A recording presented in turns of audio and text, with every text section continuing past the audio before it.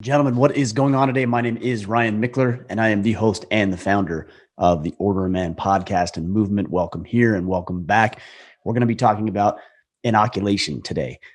And I'm not talking about the COVID vaccine. That's up for you to decide whether or not you want to do that. But I'm going to talk about the real inoculation that all of us as men ought to be thinking of, considering, and then implementing in our lives, in our families' lives, and everybody that we care about, because this is important stuff.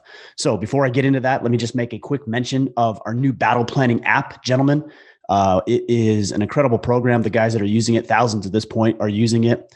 And it's going to help you plan out your day, map out your week, and map out your quarter. And the idea is that will help you accomplish more in the next 12 weeks than maybe you have all year in the past. So if you want to check out the battle planning app, you can go to 12-Week Battle Planner. That's the number 12. So 12weekbattleplanner.com. And you can download that app for both Android and Apple devices. Again, 12weekbattleplanner.com. All right, guys, let's talk about inoculation. Again, let me just reiterate. I'm not talking about the COVID vaccine. All right, there's enough talk about that. You can decide whether or not you want to take the vaccine. That's up for you to decide as your own man, as a leader of your family. You guys can decide that on your own. But what I want to talk with you about today is the inoculation against the doctrine of popular culture. Now, what is the doctrine of popular culture?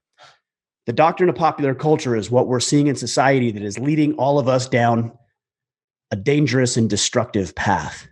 The doctrine of popular culture says that they want you fat and they want you lazy and they want you up to debt or up to your eyeballs in debt. They want you subjugated. They want you to do what you're told. They don't want you to question or buck authority. They don't want individualism. They don't want free expression. They want to control and manipulate every facet of your life. This comes in a lot of different forms. It comes from the government, it comes from the media, it comes from even academia. And it's dangerous.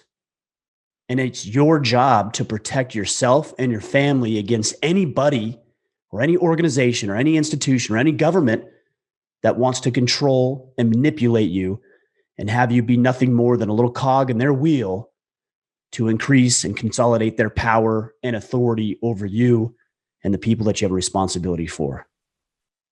So we're going to talk about some strategies that you can employ, some things you ought to be considering. Now, look, I've been talking about a lot of this stuff for the past 6 years.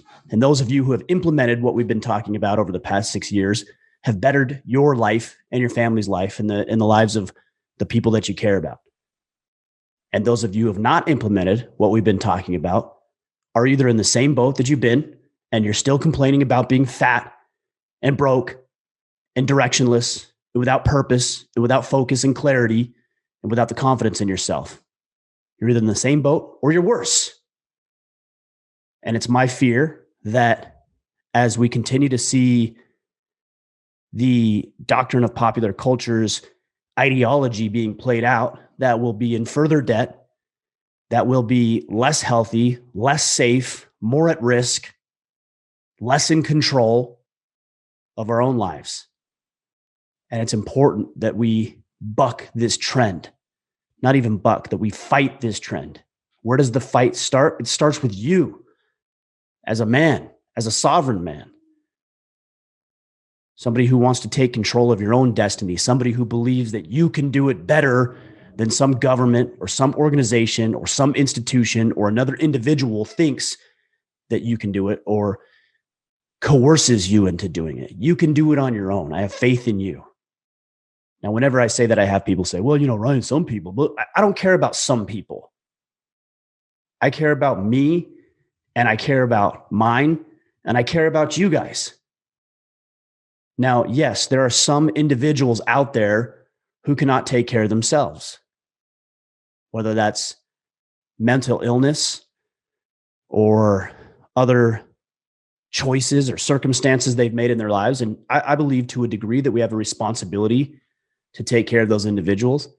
But just because another individual or a group of people can't take care of themselves or can't do what I'm about to tell you doesn't mean that what I'm going to share with you is any less important or relevant for you as an individual.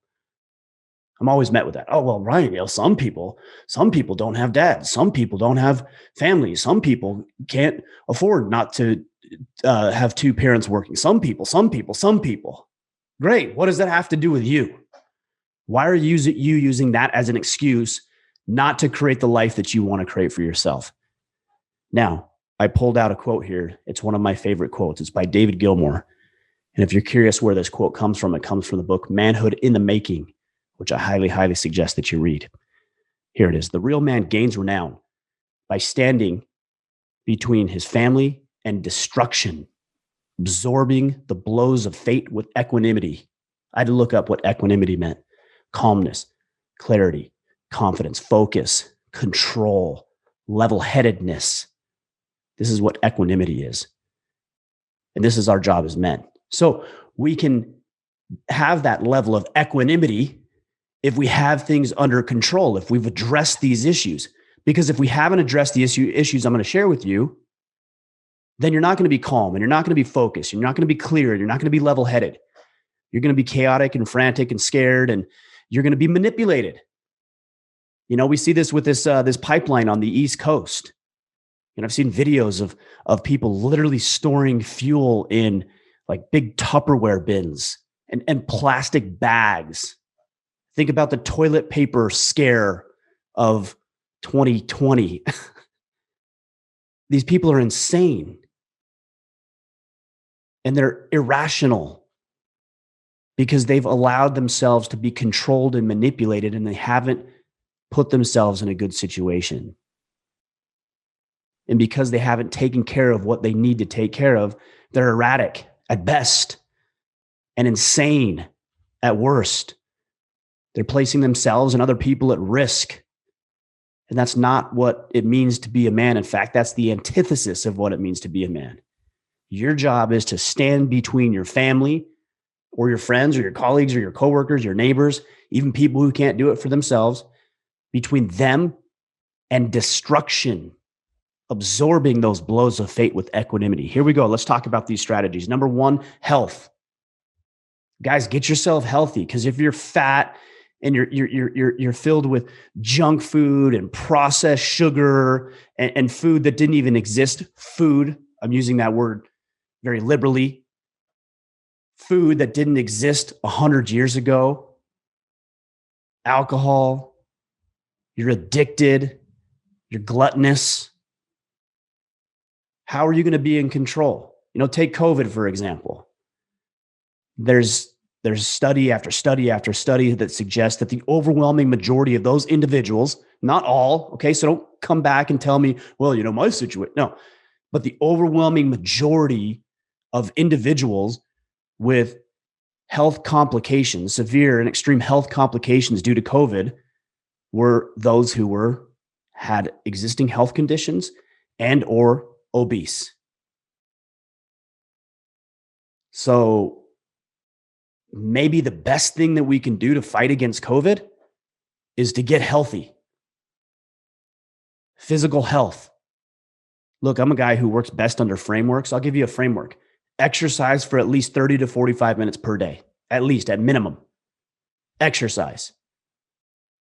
That could be going on a deliberate and intentional walk. I'm not talking about just like strolling around. I'm talking about going on a real walk or a hike, putting on a weighted vest, picking up the pace a little bit, going a little further than you'd like to go, or that puts you in a little discomfort at least.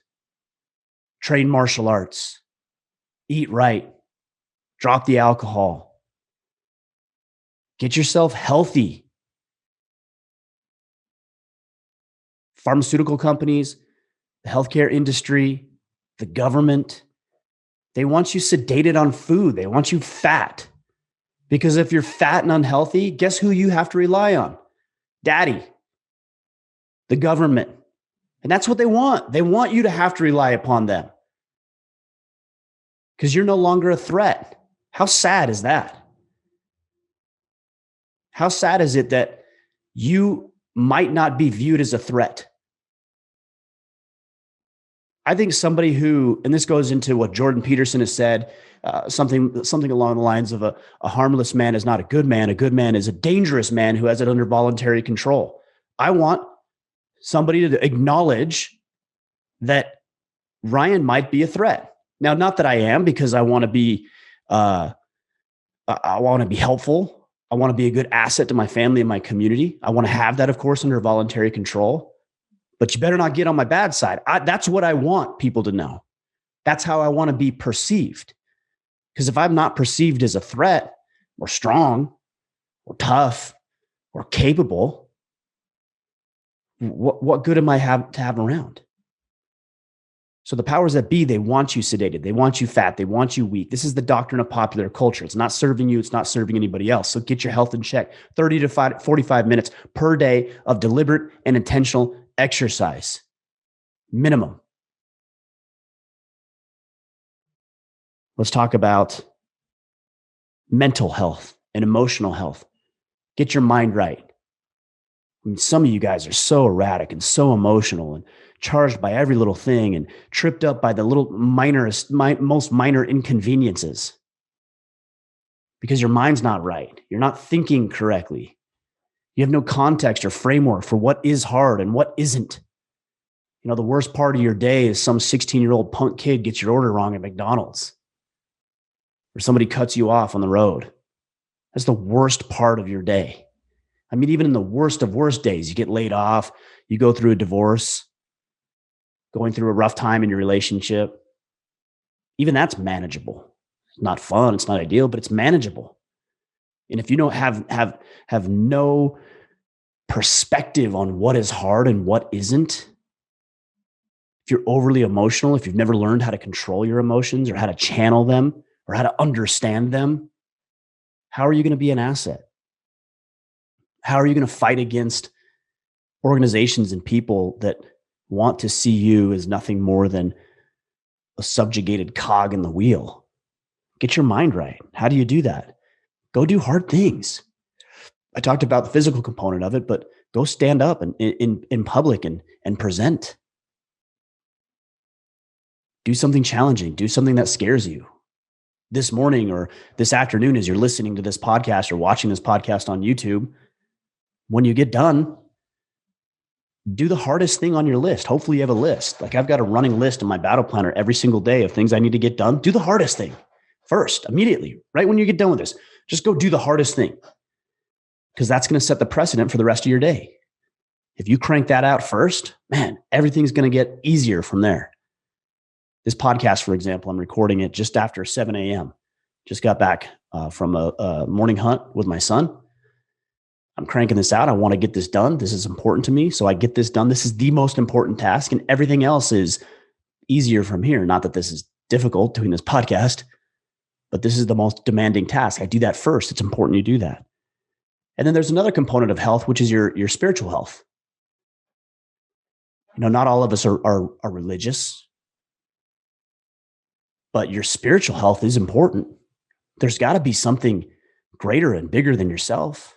You know, so many men, and I get questions about this every day. Like, what's my purpose? What's the reason we're here? How do I find direction and clarity and focus in my life? Perspective, the grand scheme of things, not your small, insignificant existence in this life, but what's the greater picture? What's the greater play? You know, there's a great line in Gladiator where I believe that I think it's Maximus says, what we do echoes in eternity. I believe that's true.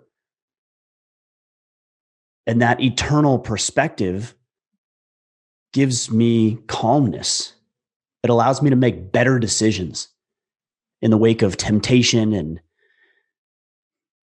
potential distraction, poor choices. I have an eternal perspective. And so I may miss out on a few more dollars here and there because I held to my principles. I may not have as much excitement in my life as the next guy.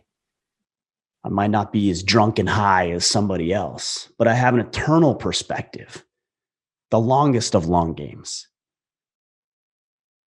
And it's calming and it's satisfying and it gives me direction and purpose.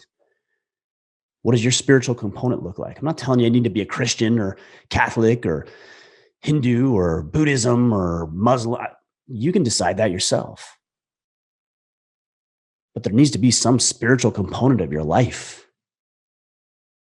And if there isn't, I'm willing to bet that you feel like there's some sort of hole in your life that is hard to fill. I would say impossible to fill. Point number one, health. Guys, get yourself healthy. That's the first way to inoculate yourself against the doctrine of popular culture. Because if you're healthy, you can't be controlled. You can't be manipulated. You can't be bought. You're free. You're sovereign. You're independent. All right. Number two, work on your provisions. I've talked about this for a while. And a lot of people are talking about it now, right? Especially over the past year, 15 months, 14 months, whatever it's been. People are talking about that a lot now. Okay. We've been talking about it for a long time, and people have been talking about it longer than I have, of course. But guys, get everything in order. Get your affairs in order. Get out of debt, gentlemen. Stop buying shit. There's a skit I watched years and years ago. I think it was by Steve Martin, and it may have been on Saturday Night Live.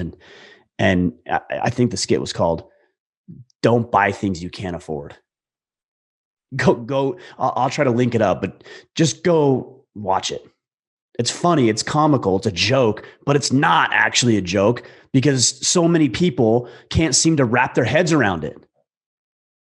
I'm going to buy the new toys and the boat and the four-wheeler and the snowmobile and I'm going to put all my stuff on credit. And guys, guess who controls you if you're in debt? Your creditors. They control you. They control every facet of your life. Why? Because it's always up here in your mind that you're under the thumb of some other institution. Oh, how am I going to make my mortgage payment? How am I going to make the car payment? I have guys that want to join the Iron Council, but they can't afford $67 a month. And I don't judge that. I've been there. I've been in those situations. But damn, if you can't get yourself out of that situation. It shouldn't be like that forever. It was like that for me for a very long time, but it wasn't forever. Because I learned principles of making sound financial decisions. And it was important to me. So I studied it. I researched it. I applied it.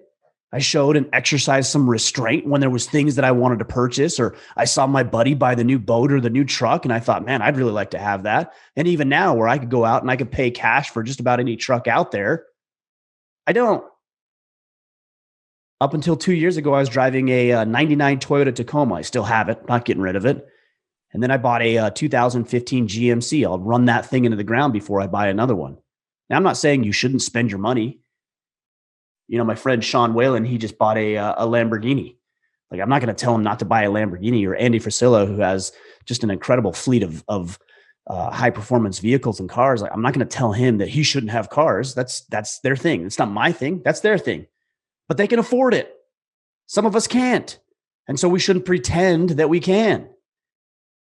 We shouldn't put ourselves voluntarily under the thumb of creditors and banks and financial institutions. They love it. They love dumb people. They love ignorance. They love turning, 20 or 30 or 40 or 50,000 into 80, 100, 120, $200,000 because so many dumb people keep buying things that they can't afford. And then when you pay it off, that truck, let's take that 40 or 50 or $60,000 truck, you pay that thing off. What do? You trade it in for a new one because they got you. They know you. They understand you. They've got your number. You want to inoculate yourself against that? Show some restraint. Show some discipline. Get educated about how finances work. And also get your other provisions in order. Get your food storage in order. Get your gas in order. So when there's a gas shortage, you're not having to go out to the gas station and hopefully they have enough for you and you have to fill it up in plastic grocery bags like this gal did in this video I saw yesterday. Get that shit in line right now. It's easy to overlook it when the sun is shining, but guys, it's going to rain. It's going to get cloudy. We know it is. I don't know when. I don't know what the storm is exactly going to look like, but it's coming. It always comes.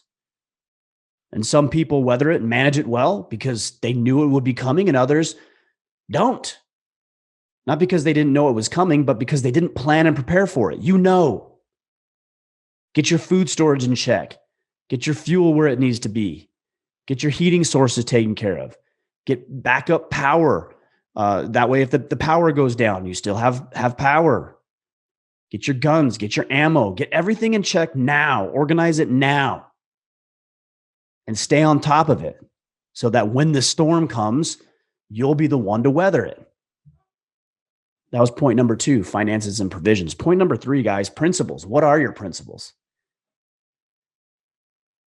It's easy to say that you have principles when things are going well, but at the slightest sign of fear or danger or convenience or inconvenience, so many of you abandoned your so-called quote unquote principles. Well, they're only principles if they stand in the test of something hard. Because if you're living the type of life that you want to live when things are easy, those aren't necessarily principles. Now, your principles may have got you there, but if your principles aren't being challenged, that's fine. Nothing wrong with that.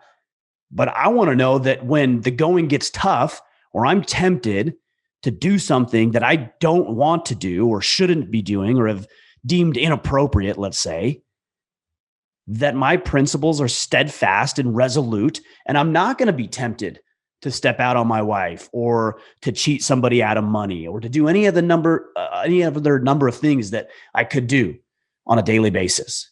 That I don't do those things because I have principles. And we're going to lose out on some short-term results. You're probably not going to make as much as you could if you decide I'm not going to cheat people out of their money. You're not going to have as many exciting adventures and escapades and sexual partners, maybe even if you decide that I'm not going to allow myself to be tempted to indulge in things that aren't going to serve me over the long haul. And that's the challenge, is that so many of us are so willing to settle and trade, because this is what we're doing, trading in our long-term satisfaction, our long-term goals and fulfillment for temporary satisfaction. What a horrible trade. What a horrible trade. You want to talk about financial principles? Think about that from a financial perspective. Are you willing to trade your long-term wealth, your ability to make millions, tens, hundreds of millions of dollars over the course of your lifetime for a little bit right now? I hope you say no. Most of us would say no, but our actions speak otherwise. What are your principles? What are they? Have you written them down? Have you thought about them? Do you ponder on them? Do you exercise them? Do you flex them? Because if you're not exercising them, you're not using them in your day-to-day life, then it's going to be infinitely harder when the going does get tough. Get a notepad out right now. What are my principles? Honor, integrity, truthfulness. What's the hill you're willing to die on? What are the battles you're willing to fight? And by the way, what are the ones you're not? That's okay to acknowledge that. Hey, that's not important to me. You better get this stuff dialed in right now, because you're going to be asked, and you're not going to be asked. You're going to be presented a situation in which you can jeopardize your so-called principles. And when that day comes, will they stand? I don't know. You don't know, but you better do everything you can to make sure that they do. It's number 3. No, excuse me. Yes, number 3. Number 4, the exploration of ideas and free thinking. Now, this is interesting because we're talking about inoculating ourselves against the doctrine of popular culture. And we would think, and I think the old mentality is that we should shut down any dissenting voices, that we should not talk about these ideas and these concepts. I think in many ways, it might even go against what I just said, which is principles, or at least people think it does. But look, just because you're exploring ideas and concepts doesn't mean that you need to embrace them. What's the quote? I believe it's by Epictetus or another Stoic philosopher. The mark of an educated mind is to be able to and I'm paraphrasing and I'm going to butcher this, but the mark of an educated mind is to be able to consider or contemplate ideas, conflicting ideas, without embracing them. Something along those lines. I butchered that. You guys know what I'm saying. It's okay to explore ideas. It's okay to talk about fringe concepts and different things. And I don't think that we should be shutting down those ideas regardless of what side of the political aisle you sit on, or what side of the spectrum you're on with regards to these conversations and debates and topics that we've been debating for forever. You should entertain other ideas. You should be doing that. You shouldn't be shutting people down and doxing them and canceling them. You should be listening. Again, it doesn't mean you need to embrace it. Just because I hear something that might conflict with my current perspective doesn't mean that I have to ultimately implement it in my life. No, I'm going to look at it and weigh it against other things that I believe, and then I'm going to make my decisions. This is one of the things that my wife and I and our children do around the dinner table. We talk about ideas. We talk about concepts. I ask them as humans, hey, what do you think about this? Is this a good idea? Is this a bad idea? Why would you say? How would you deal with this situation? How would you handle this encounter? How would you come up with a solution to this problem? We're talking about these things. The exploration of ideas, I think, has done more to advance civilizations and society than just about anything else. Free expression, the freedom of speech. And yet we see it even now, it's being threatened. Why? Why would it be threatened? Why would anybody or any person or any institution or government be threatened by people talking? Why would that be a threat? I want you to think about that. Why would they be threatened about that? You think it's because it's in your best interest? You think they care about you? No, they don't care about you. They care about them. They don't want you talking. They don't want you expressing yourself. They do, as long as it goes with their ideology. But they don't want you bucking the system, because they don't want you enlisting other people into ideas that might threaten their own consolidation of power. That's why this medium of podcasting and social media is so important, that we protect it. Even if we don't always agree with what people are saying, there's plenty of people that I hear from on a daily basis that I don't agree with. There's plenty of things that I say that you personally probably don't agree with. That's not a reason to shut it down. It's a reason to listen, to ponder, to consider. Is he right? Is there any validity to the things that he's saying? And you might come to the conclusion that there isn't on some topics and that there is on others. And that's right. And that's good. And that's valuable. So you don't have to agree with everything everybody says, but you should have a desire to protect that right. Again, whether it's politics or spirituality or any number of these things that seem to be so polarizing. Stand up for that. Engage in it. Honor it. Participate in it. It's a beautiful thing that you get to express yourself, your agreement, your disagreement, your content, your discontent. You should be able to do that. And anything less than that is pure evil, and it's manipulation, and it's coercion, and it's attempt to shut you down so that others can consolidate power. I want people talking. That's why I've made a living off of talking, because I think it's important we have these discussions in agreement and in disagreement. And then the last one here, guys, that I want to share with you today, and then we'll call it quits, is you need to join a tribe. Now, the one of the challenges with a tribe is that you can create an echo chamber, which goes at direct odds with what I just said, which is to explore concepts and ideas and think about conflicting thoughts. But you can also do that in a tribe if you build that culture. If the culture of your tribe is to explore and consider and pontificate on these different ideas and concepts, and you're going to entertain them and you're going to debate them and you're going to discuss them. This is what ancient philosophers used to do. They used to take ideas and break them down and isolate elements of it and discuss these points and debate back and forth why it was good and why it was bad and why it was wrong and why it was right and did it serve and did it not serve. And if you create a tribe around the exploration of ideas and concepts to better yourself, then it doesn't go at odds with that at all. In fact, it encourages it, it honors it, it fosters it. But you also need to have a tribe to keep you not safe, isn't the word, but I do like the word inoculated against dangerous ideology, dangerous ideas. And not only that, there's strength in numbers. One man alone is one man alone, and he could be very easy to be swayed. I just heard about a study. Jocko talked about the study. I'll have to look it up because I don't want to talk about it from a secondhand perspective, but it was interesting. He was talking about this study that these researchers had gotten a group of people together, and they were trying to see how easy it was to influence and manipulate other people. And they had 7 or 8 people that would give a wrong answer to either a math problem or an image or something like that. And they would see how those 7 or 8 people who would say that the wrong answer, how that would impact the 8th person, the person who wasn't part of the study.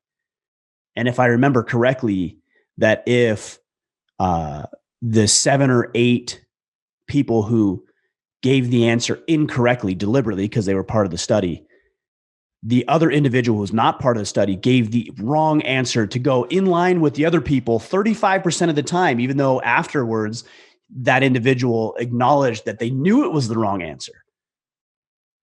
35% of the time.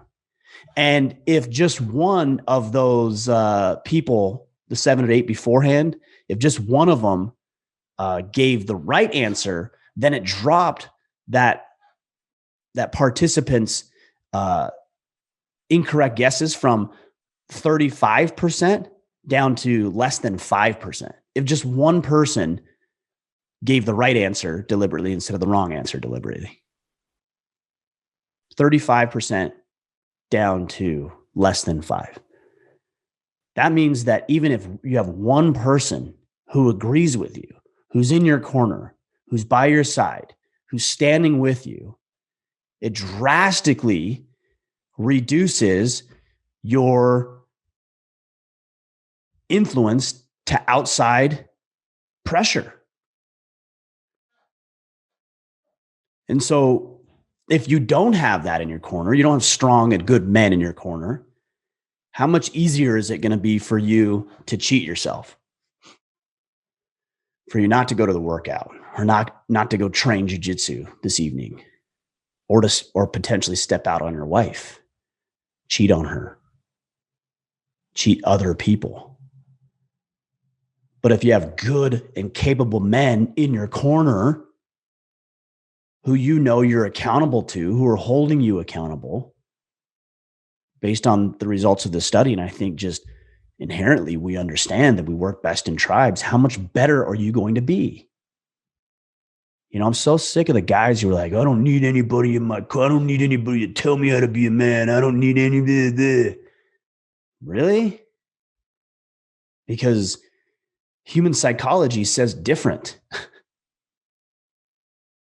You're easily influenced. You are easily manipulated, as am I. So I better put systems in place to inoculate myself against the influence that's going to hinder and stunt my growth and my progress and my goals and objectives. And instead put people in place in my life to ensure that I stay on the right track. It's not a guarantee, but it certainly improves my odds. Who are the men in your corner? Yeah, you've got your wife and you've got your kids and you've got your colleagues and your coworkers and maybe some clergy or a pastor or something like that. Sure. I'm talking about being a little bit more deliberate about building out your band of brothers. And it shouldn't just be your neighbor or your coworker by default. It could be, but just by default, no. I'm talking about intentionally building up a powerful group or tribe or gang, however you want to phrase it, of men who are the best of the best, that you're inspired by, you're edified by, you're uplifted by, you're accountable to, Guys, these are the things that we need in place to inoculate ourselves. Because I'm telling you, the doctrine of popular culture is very alluring. Eat whatever you want, sleep with whoever you want, take whatever drugs and sedation methods you want, no consequences. If anything goes wrong, well, you were just a victim of your upbringing or race relations or this or that. And so there's no personal accountability, no personal responsibility. If you get into trouble, somebody will come in and save you. And guess what? There's no free rides. All right. So if the government is coming in and saying, hey, we'll give you this and give you that, they're going to want something in return. And frankly, what it is a little bit of your soul. That's what they want. They want your soul. They want your mind. They want your back and hands, and they want your soul. So while everybody's talking about Pfizer and Moderna or whatever it's called, and all these and Johnson & Johnson vaccines, and again, you can decide whether or not you want to take that. And so while everybody's talking about, hey, let's inoculate ourselves against, this COVID thing, I'd have you consider the greater danger, the greater threat is that you're not protecting yourself against the powers who would love to have control over you. And they will do some devious shit to make sure they have it. Inoculate yourselves. Inoculate your families.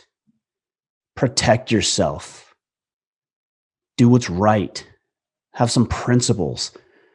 Make yourself strong and healthy in all ways. Be capable. Discuss and explore ideas. Don't shut them down. Build up your band of brothers. This is the way that we not only protect ourselves, because that's defense, but this is the way that we thrive, and that's offense. But you can't play offense until you got that defensive stuff shored up.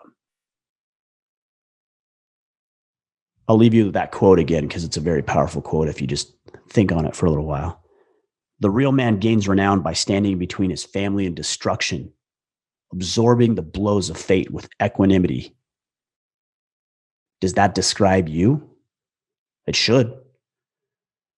And if it doesn't, you've got some work to do. As do I. We all have work to do. Make yourself better. Make yourself more capable. Make yourself into a man. Get other men in your corner to help you do it. It's crucial. All right, guys. I gave you some marching orders. I gave you some things to think about this weekend. So ponder on them, think on them, and then write them down. What are you going to do? How are you going to take this information and implement it in your life? Share it with me. I'm most active on Instagram, so connect with me there at Ryan Mickler. Share it with me. Let me know what you think. Tell me what you're doing. Share this episode. More people need to hear this. You want to build a band of brothers. You want to make this thing go global, which it should. Look, my goal is to make this message of reclaiming, restoring masculinity is to make it mainstream. It's not right now. It's kind of dancing around on the fringes a little bit. It was kind of in the corners. We've done a good job over the past 6 years of getting into the fringes. Now we want it mainstream. So help me do that. Share. Tell people what you're listening to. Listen to the podcast like you're doing now, or read the book Sovereignty, The Battle for the Hearts and Minds of Men. This is what we need, guys. We can do it. A lot of people ask me if we could turn the tide of culture or if it's too late. No, we can turn it. It's not too late. We can turn it. It's going to take work and it's going to take effort and it's going to take millions and millions of us to do it, but it's possible. But we can't just sit idly by and say, oh, wait, just wait until it gets bad. Wait till the silent majority wakes up. No, this is it. This is our moment right now. This might be our only moment. So let's get after it. All right, guys. I'll be back next week. Until then, go out there, take action, and become the man you are meant to be.